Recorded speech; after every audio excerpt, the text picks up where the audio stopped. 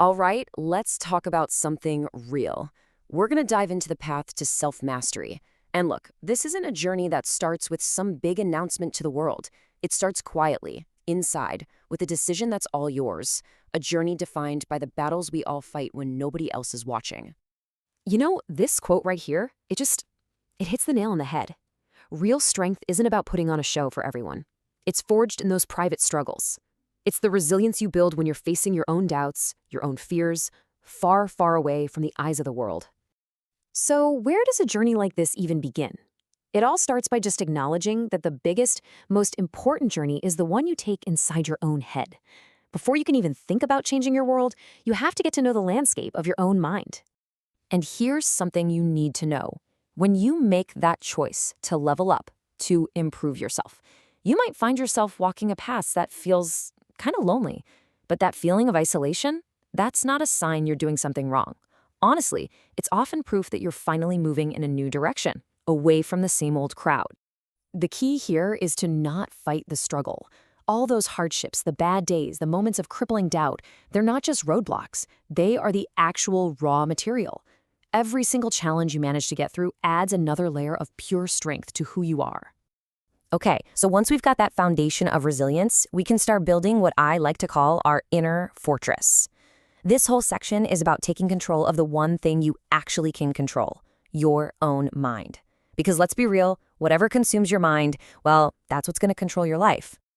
Think about it. Your feelings, they're incredibly powerful, sure, but they're just visitors. They come and they go. Your mind, though, that's your home. Training it means you don't let some temporary emotions steer the ship. It's the difference between being the storm and being the calm, steady center right in the middle of it. And this really boils it all down, doesn't it? This is the fundamental choice we face every single day.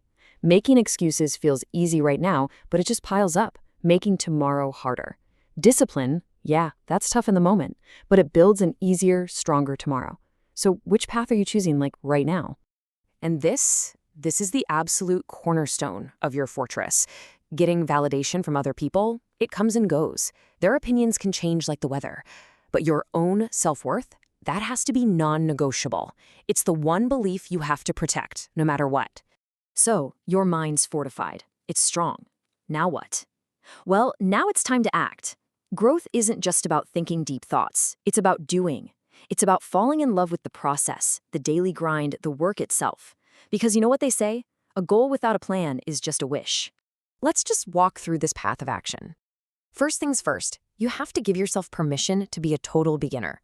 You have to expect to make mistakes. They're not stop signs, they're just part of the map. The secret here isn't some kind of superhuman strength. It's just relentless, stubborn persistence. Okay, I really want you to let this next idea sink in because it completely changes how we think about failure. Just picture anyone you really admire, someone who's a true expert at what they do. The master has failed more times than the beginner has even tried. That's it. That's the whole secret. Mastery isn't about avoiding failure, it's about collecting failures. The master is just the person who is willing to try and fail and learn from it more times than anyone else. Remember that. Failure is a bruise, not a tattoo. Seriously, just think about this for a second. How many things would you attempt if you knew you absolutely could not fail? So much of that holds us back is just the fear of looking silly or getting it wrong. But what if you could just delete that fear? What bold moves would you make then? All right, so you've done the internal work, your work ethic is solid. The next step is to look outward. The people you surround yourself with, they're either going to fuel your growth or they're going to drain your battery. There's no in between. You have to choose very, very wisely. This is such a powerful way to think about it. Is it a circle or is it a cage? A circle inspires you, it supports you, it cheers for you. A cage, on the other hand, just limits you.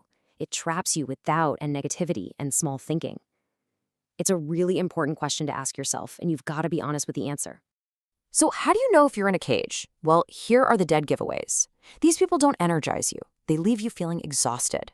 The conversations are always about other people, never about big ideas or dreams. You feel like you have to shrink yourself down just to fit in. They're always showing you their limits, not helping you push past yours.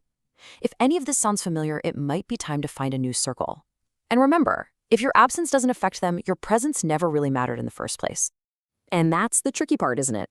Not everyone who seems sweet actually has your best interests at heart. Learning to tell the difference, that's a skill, and it's one of the most important ones you can ever develop on this journey. Okay, let's talk a little strategy here. When you're on this path, building something new for yourself, there is this incredible power in just moving quietly. Because here's the thing, when you build in silence, people can't attack what they don't even know exists.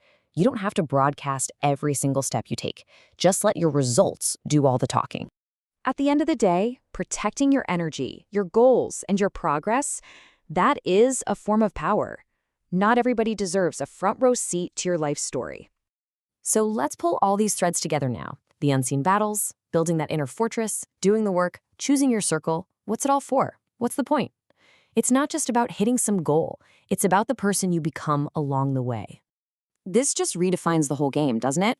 True success isn't about a number in your bank account or some fancy title. It's an internal state. It's about your character when you have nothing and your humility when you have everything. It's about knowing you earned your peace of mind because you fought through the worst days to get to the best ones. Look, your past is a place you learn from, not a place you live in.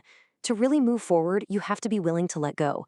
To truly embrace the person you are becoming, you have to release the person you used to be. And this is it. This is the final choice, and it's all yours. You fought the battles no one saw. You've done the work. That next chapter of your life, it's just sitting there, waiting for you. The only question left is, are you ready to turn the page and start writing it?